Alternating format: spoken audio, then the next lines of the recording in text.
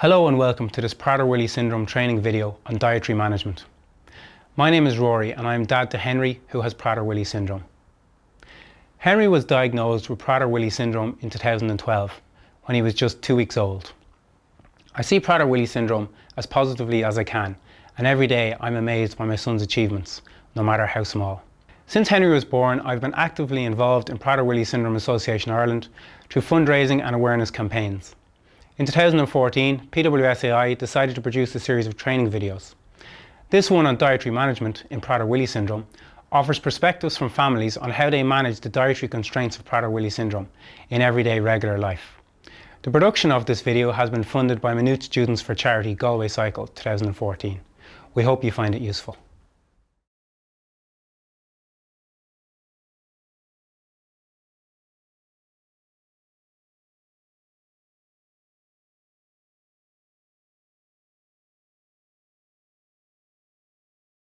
Since Henry's been born, we've had really good food practices at home, and I suppose it's myself and Rory are in our 30s, so we've had to change our eating habits so that when Henry's older, it will be easier for him.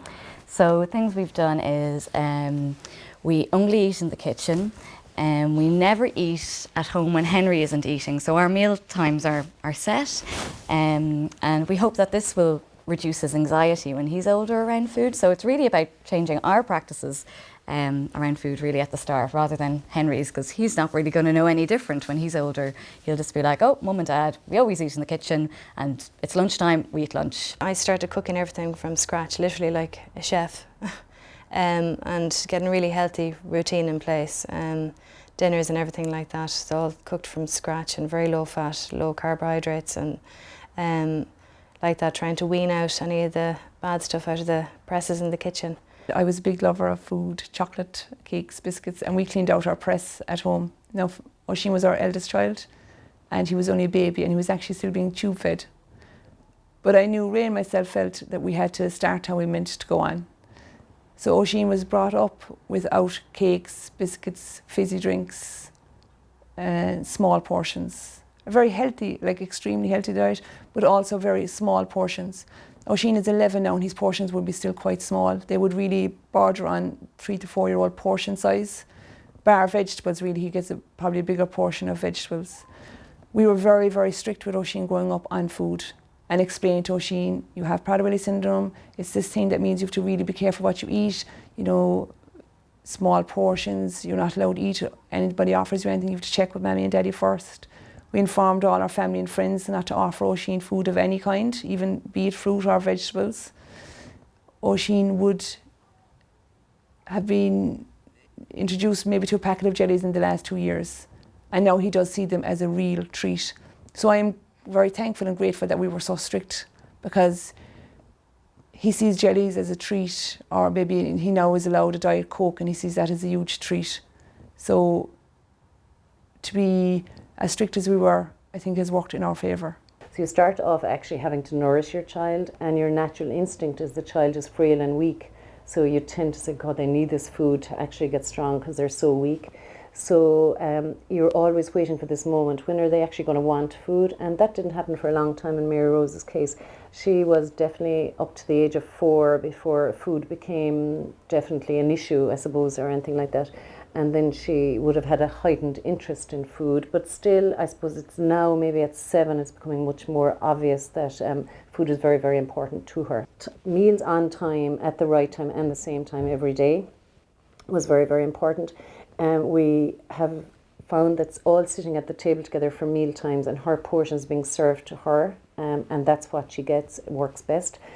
I wouldn't recommend that you have a self-service in the middle of the table, for example, or you allow the child to serve themselves. You control the portion size, and she's very, very happy with that. And I find the security of food is the big thing more than the food. It's if I decide that there's no breakfast today, Mary Rose cannot handle that. Because there's always breakfast, and it's the security when she's going to bed at night, knowing there's breakfast is really, really important, much more than the food aspect of it. It's the security of it, and knowing what time she's getting what really works. So she would have started off on a calorie counted diet, really, from probably the age of 4 and that. And prior to that, Mary Rose is 7.5 and has never had a sweet. She doesn't get fizzy drinks, she doesn't get chocolate. She knows her treat is a rice cake or a low-fat, low-calorie yogurt. I thought our whole house would have to change. I thought the fruit bowl would have to be hidden. I thought the fridge would have to be locked. I thought the presses would have to be locked. At 7.5, we haven't had to lock anything yet. It may come, and I think it possibly will, to take the stress away from Mary Rose in the future. But right now, our fruit bowl is still in the same place. We, as the other three of us, mum, dad and brother, haven't changed anything in our lives. And you'll find at home it's probably much easier to manage diet. When you go away, it gets much more difficult, and grannies are the worst. Grannies' houses are the worst because these children like Mary Rose are just so lovable, and they feel they're frail and need to be fed, and grannies were put in this world to feed. So it is very important that you try and educate your extended family to understand the rules. Well, just obviously everything went low fat, milk, yogurts, cheese, everything. And I suppose we were told for her to have smaller portions. So she had a smaller plate with smaller portions for each meal. No rubbish, obviously no biscuits, sweets and cakes, anything like that. From when my son was very young, a small baby, we decided that the kitchen from now on was going to be a functional space. So our house, like many houses, was designed with the kitchen as the heart of the house. I don't think that works so well in our case, so it became a purely functional space. We also adopted quite a rigid approach to meal times. So from when my son was very small, there have been 3 meals and 2 snacks and nothing in between ever. So consistency of approach has been very helpful. We also taught my son from when he was very young that he had what we referred to when he was small as a special tummy. So for that reason, his mum or dad always needed to tell him what the right amount to eat was and what foods were not safe for him to eat. So he has always accepted that. I can honestly say that in 10 years, he has never once asked me for more food, asked me for food. I think if an outsider were looking in on my house at my son and his 4-year-old sister, they would, and only knew about the food issues, they would absolutely conclude that his sister was the one who had Prader-Willi syndrome rather than him, because she is forever asking for food, claiming to be hungry, saying she hasn't had enough to eat, turning her nose up at different foods, whereas he will eat whatever is given to him, will never ask for more and will never complain. He does occasionally need reassurance about food. I think the fact that the routine or regime even around food has been so structured has been helpful in alleviating some stress. But if he is concerned, he will say, "What's for dinner tonight, Mum?" or "What did you put in my lunchbox?" Also, when he was very young, we explained to him that because he gets quite a small number of calories, we need to plan his diet very carefully. So I explained to him that once a week I would make a list of all the meals for the week. So he understood that there's nothing spontaneous about food in our house. And for a long time, instead of saying "What's for dinner?" he would say "What's on the list for tonight, Mum?" because he understood that food was something that was always planned. I'm his carer. I give him his food. Nobody else gives him his food. If he needs something, he'll ask me, and that's it. That's always, and it has been the same from the time he was small till now. I give him his, one of us gives us breakfast, I'll make him his lunch, I'll give him his dinner, I'll give him his tea, and one will give him his little supper, and that's it. But it's just the same every day, nearly the same food every week, nothing changes, and he likes that. But we haven't had foraging as of yet. No. I haven't locked presses. Our house is open plan. I could leave anything on the table and he wouldn't touch. So far, so good. But you will eat every single last crumb? On his plate. On his plate, on the table. I've never any waste with Mark.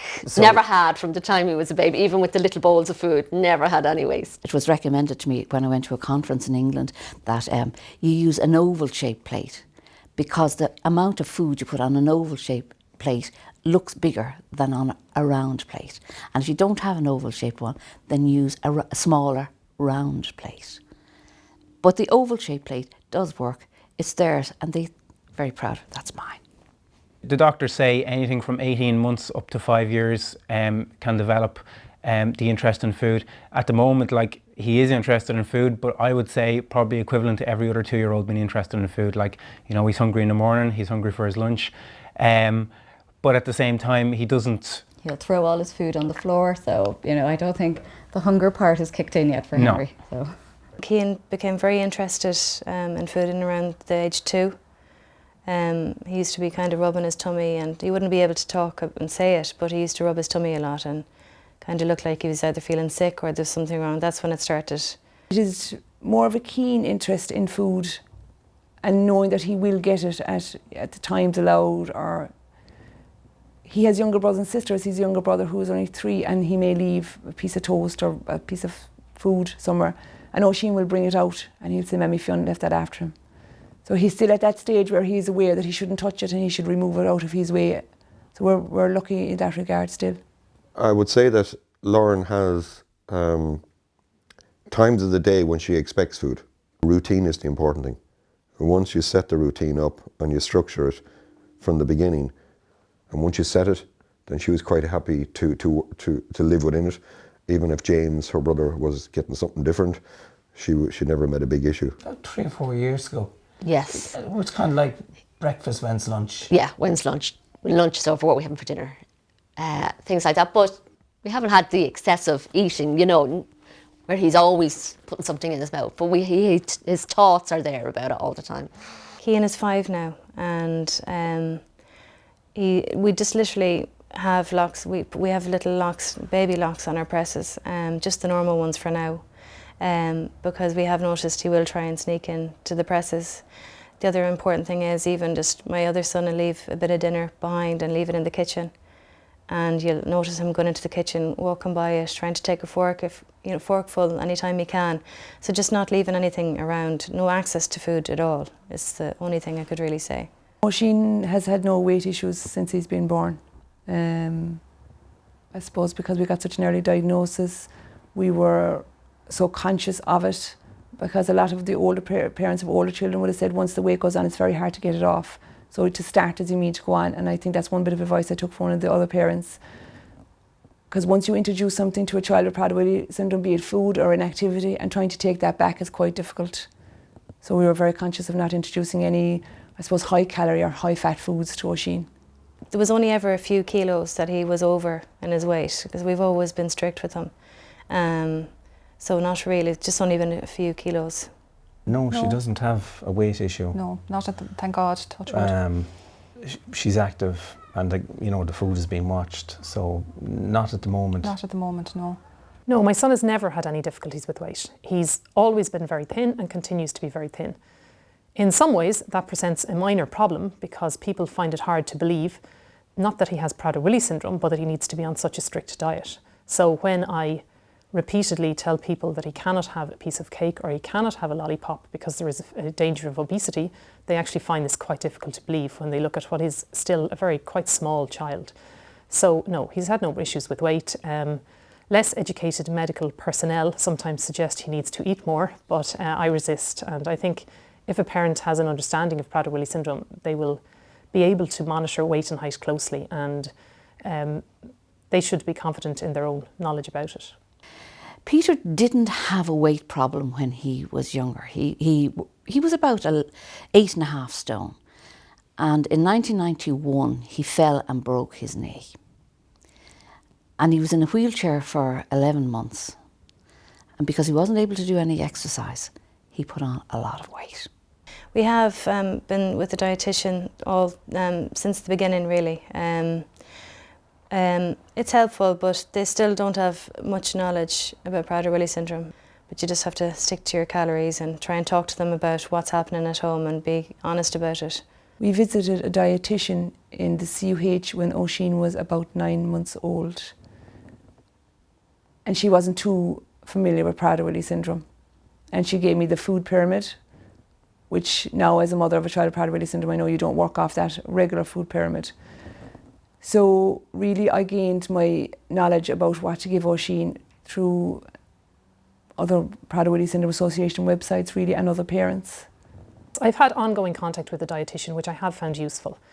There isn't anybody else living near to me, so I've never seen a dietitian who actually has known an awful lot about Prader-Willi syndrome, but I've been very fortunate in that all the dietitians I've dealt with have been very open to researching it and learning more about it. So whilst I think that we do most of the work ourselves at home, and that's probably true for most families, it has been very helpful to have people to direct queries to. So yes, I think it's certainly useful seeking the services of a dietitian, if not essential.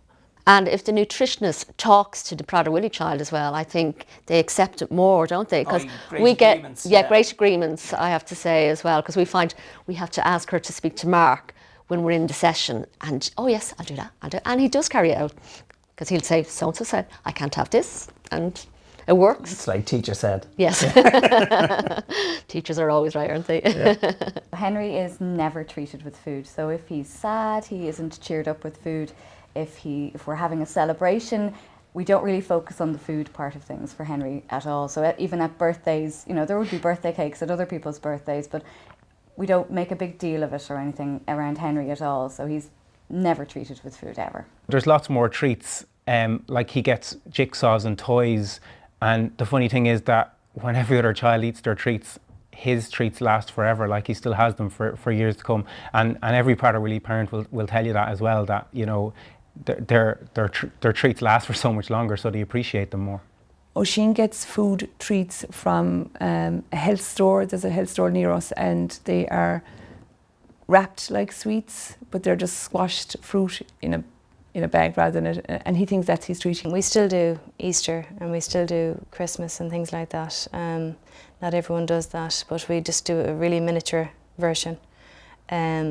So he's not losing out completely. His own birthday parties, he is allowed some cake, but it's literally a little finger, and like that I compensate throughout the day for that. So I'll hold back on certain things, you know, a little bit of his carb and stuff like that at his dinner, just to allow him to join in with everybody else. I was very conscious when Oisin was going to school that birthday parties would be coming up, and that I wanted him to be invited, obviously if they wanted to invite him, but not invite him for fear of, oh, we don't know how to deal with the food issue. So I would explain to parents that Oisin loves going to parties. Yes, he has a special diet, it's a low-calorie diet.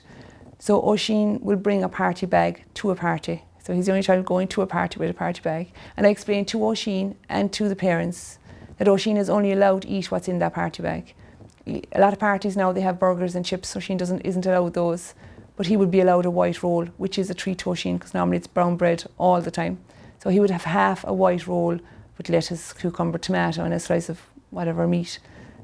And that's his treat. And he never looks for the chips or burgers. Now he's getting older, and I would always make sure Oisin is standing there when I explain to the parents that Oisin now realises that he cannot have anything else, because sometimes I'm afraid he might try it.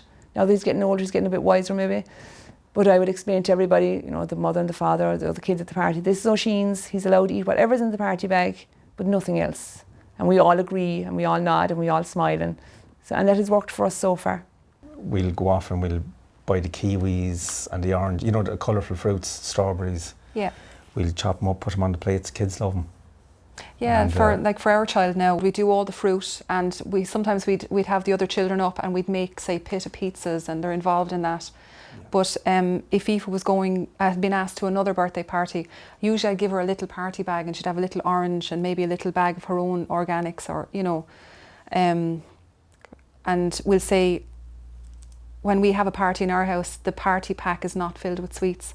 You know, they're usually just little gifts for the children. It's not focused on food. It's more, we might go out to the park then and we'd run around, and that's how we deal with it. And then when she goes to a party herself, if generally I'd be there and I'd be able to watch what she's having. But if I'm not going to be there, if just my sister is going to be there, generally she'll have her own little bag of things, and that's all she'll have. We don't do Easter eggs. Yeah, Easter, she gets a little present at Easter. It's a little present. Because her older children, I can remember when they were smaller, they could have 10, 15 Easter eggs piled up, and that doesn't happen anymore, no. And then Christmas, Santa comes and she gets nices, as she calls them, in her stocking. So she'll have an orange, and she'll have fruit, and she'll have the little raisins and little bars, you know, that she gets. And she's quite happy to put them in. She has a tub in the press, and she's allowed a nice every night. And she'll put them all into the tub, and she'll go out and she'll have one for tonight, and she'll pick out the one she's going to have. And when she was smaller, she'd be inclined to want to have two. Yeah. But at the very start, it's no, you're only allowed to have one. Put it back in the box, and then the next night she's allowed one. So it's regimental, and you have to be strict. You have to stick to it. It's consistency. Yeah. So Miro is invited to a birthday party where tables are covered in junk, Absolutely, there's jellies coming out their ears and crisps and everything else. So Mary Rose brings her own food to the party, and she's quite happy with that. So the organizer of the party is giving Mary Rose's food. So she gets her low-fat dilute drink or juice. So that's hers instead of a Coca-Cola. She gets probably a little packet of raisins instead of a bar of chocolate. And she's allowed a sandwich if they're having sandwiches and cocktail sausages and chips and stuff like that. She gets a little sandwich, and a yogurt would be a lot of it. And her little party bag going home would contain one or two of those things, for like the raisins instead of the junk or whatever. And she absolutely loves parties. So when we have her party, we change strategy, I suppose, and we do have some amount of junk. But we keep it very, very limited. Even when she was going with the school, any kids in school, that any parties that they had, she'd just have just her popcorn and her non-fizzy drink, and she just carried on regardless, no problem. My son has had a lot of birthday parties, and he's also been to a lot of birthday parties. They are a source of anxiety on my part, I think, as much as on his. But honestly, we've never had a problem really. For his own birthday parties, we've served people food that he would eat. So they will have healthy food. He's never had a birthday cake. He's had things like fruit skewers or yogurts as an alternative. I've never ever got the sense that any of the children have had a problem with that. In my experience, younger children come to parties to play and to have fun, not to eat anyway. So there's never ever been an issue with the food, and he's never had any shortages of people willing to come to his party. So I don't think it's been a problem. In terms of my son attending other people's birthday parties, when he was younger, I always went with him, and we always brought our own food. As he's gotten older, if I know the parents involved and believe that they can maintain a safe environment, I will send him on his own and just send his own food with him. And that's always worked without a problem. Christmas, Halloween and Easter, we manage in the same way that we manage the rest of the year. We don't have food treats, so nothing changes. At Easter, my son and his sister get an Easter present, but they don't get food. At Halloween, on the occasions when he's wanted to go trick-or-treating, we have agreed with certain neighbours in advance and given them items and asked them to give them to my son so that he gets something. So he's never got food. Her birthday cake is a low-calorie bun with a candle in it. The rest of her party food is popcorn, it's squash drinks, it's low-calorie biscuits that you would normally. So it's what you would normally get on a daily basis, but the special bit is just a bun with a candle in it. And we keep that very much normal, we keep that in control. In terms of her going to other parties, I'd say if you ask most PWS parents, she brings her own goodie bag. She brings what we know she can have. And that works. Her friend at school has invited her 2 years in a row to her party. And the first year, everything was explained to the parents about what she can or can't have. Whatever is in the bag is all she can have, and everything went fine. This year, the parents were having ice cream for dessert for their child's party. And Lauren said, no, I don't want it. And the parents more or less says, only once. You can have it only once.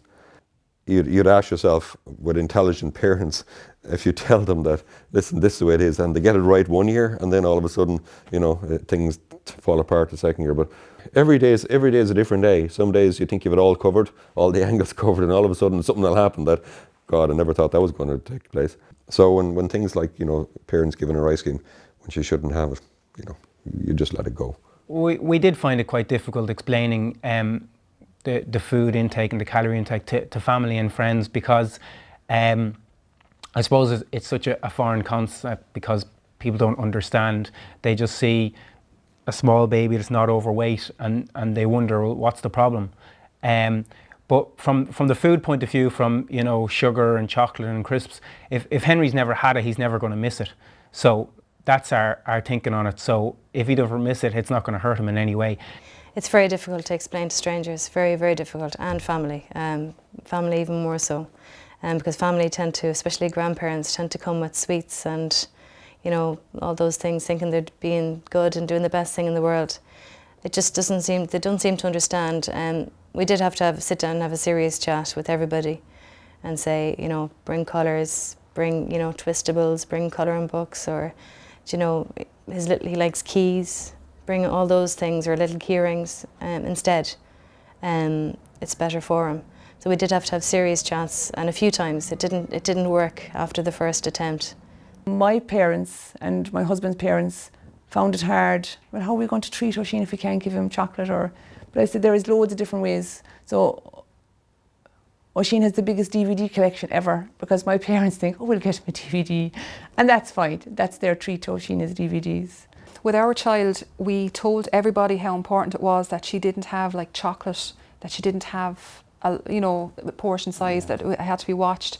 We explained like that she can't burn off what she eats, you know, as quickly as another child, and it was very important. But still, people, they don't give her sweets or chocolate, but they're still like... I think the grannies, they seem to have grapes in their pockets. Yeah, it's like they're EFA's treats. The next thing you're in mass, the next thing Granny pulls out a little packet of raisins, you know, at 10 o'clock in the morning. They have the good things, but they should... Yeah, it's hard for them not to think about food as well for their grandchildren. But we're kind of like, no, it's not time for a snack now. It's, you know, we've only had breakfast, we'll have a snack now later, you know. Yeah. Whereas grannies are like, oh, she's awake, do you want a few grapes? They're fairly good, but they're heavily watched, you know what I mean? Yeah. It's very difficult to conflate the seriousness of Prader-Willi syndrome and the importance of maintaining a strict diet to strangers and indeed to family members. There are contexts in which it is possible to give a detailed explanation to people, but there are also cases when it isn't possible. If someone is handing my son a lollipop in a shop and we're at the top of the queue with 10 people behind us, there simply isn't time to say the reason he cannot have this lollipop is because. So most of the time we just end up saying no thank you, or my son has a special diet.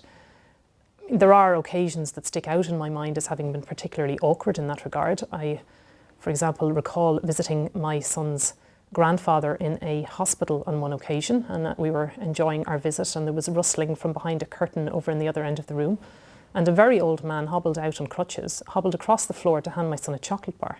And I have to say I felt rather bad saying, I'm very sorry, but he can't actually have that chocolate bar. And clearly the man didn't understand why this was the case, and I think maybe felt a little offended at our refusal, given that he had made this effort to make this contribution. But ultimately my job is to mind my son's health. So if I have to be occasionally appear rude to strangers, then so be it. Even my mother doesn't understand still. She would feed him like I don't know what, and like to say, he's not allowed that, he's not allowed this. Very hard. My sisters and your sisters understand. Yeah, to a degree. Yes. To a degree. They had a rude awakening at a family gathering there recently when we were away in a hotel. They had never seen the Prader-Willi side of Mark, and it kicked off. So they've seen it. To strangers, if I explain it, I go to one of two ways. I say, look, what would you do with a kid who had peanut allergy? You'd keep peanuts away, okay? I say Prader-Willi is like somebody has a drink problem, but they're surrounded by drink all the time, and they have to have drink to survive. So in that sense, what would you do in that scenario? And that's you try and limit the amount of drink that they have per day. And people understand in that context. But because food is so important to everybody, they struggle with it. They struggle with difficulty. And they struggle with difficulty of how such a simple thing could have detrimental effects for them later on. Okay, they do struggle. Most people struggle with it. You'd struggle with it yourself when you have a Prader-Willi child. I find the most difficult part of Prader-Willi syndrome is trying to explain to everybody not to feed them. If they want to give them a treat, make sure it's a pencil, a jigsaw, a colouring book, something like that. Cian has an older brother called Dylan, he's a year older, and a little baby brother who's 17 months old, Ethan. We do allow them treats, and I allow Dylan treats every day after his dinner, a small treat. But like that, I compensate with Cian. He might have a little handful of popcorn or something like that. And Ethan is the same. Oisín has 2 brothers and 2 sisters, so I'd be very conscious that they wouldn't grow up, you know, craving chocolate or cake or treats because they never got them when they were small. So they do get them on occasion. On regular food, they are beginning to be hungry and they will want more food. So Oisín realises now that they do get second portions of a proper dinner or second portions of fruit or And he'd say, I know they're getting a second portion, and I'd say, I know, Oisín, but I say, you know, you've Prader-Willi and you're just not allowed that. And I said, I know it's not easy, but you know, maybe do you want to go into the next room or something? And he's okay with that. Now, sometimes he does get upset and he said, I would like to have a second portion. And I said, I know you would, but you know you can't. Because I'm afraid if I give him that second portion once, it'll happen continuously. She has a brother, he was only a year and 10 months older than her, and her sister is, she 4 or 5 years younger than her. No, we never had to do anything because, as I said, Danielle didn't have the problem.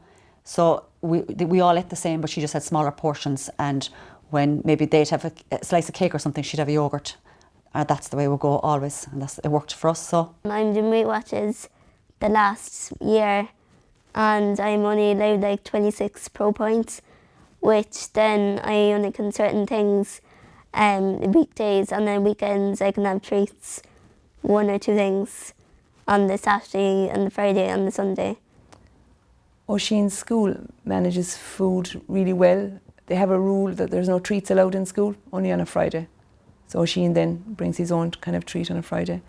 All the lunch boxes and juice bottles are removed from their bags and they're put in a press and it's put away, which suits Oisín. So every time he goes to his school bag, his lunch isn't staring at him. He, if there's, you know, a tea come after winning a cup or something, I'm always notified to know, can they give, I would have given a bag of Oisín's allowed treats as he thinks they are in the office. And they would have ring me to first say there's a team coming in, they've won something, they will be giving out crisps and a drink. Is it okay if Oisín gets his own allowed treat and water? And that's fine. And I say, yeah. So Oisín would also know then that if he's got that, that may reduce his evening snack when he comes home. So there's a lot of kind of bartering.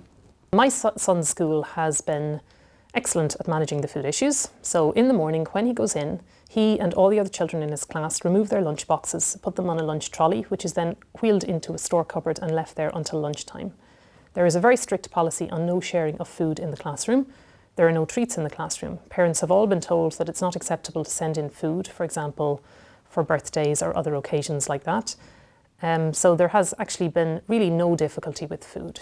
In terms of when food is being discussed at length in the class, my son's assistant will always inform me in advance. For example, we're doing vocabulary around food tomorrow, or we're doing a project on whatever it is to do with food tomorrow. So they have managed it very well, I think.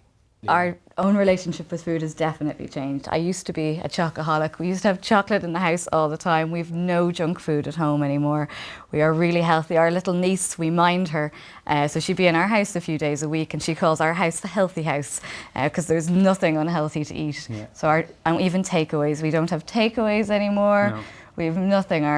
But then when you do go out for dinner, it feels more like a treat, because you don't have it every day. My own relationship with food has definitely changed. You know, I would have always been one for the goodie press in the corner, but that's nearly extinct now, thank God. It needs to be, really, because you know, you don't have an opportunity when you have a child with Prader-Willi syndrome really to be going doing that, because they're always watching and they're watching your habits. So it's good to get into a good routine in front of them and have it ready, you know, for when their time comes. My own relationship with food definitely has changed, and I'm more knowledgeable about food. I'm way too more knowledgeable about calories. And I don't see food, or the chocolate or the biscuits or the cakes, as treats anymore, because I've, you know, reconditioned myself to say a treat is now going over to nanny's. A treat might be going walking on the beach. A treat might be going playing in the woods or going to the swings. I suppose to be very aware of what you should be eating, even though sometimes you don't. You go for something you shouldn't have. Yeah. But you would become aware, and you would be aware of portion size a little more, and I would say, yeah, it makes you think on what you're eating. Yeah.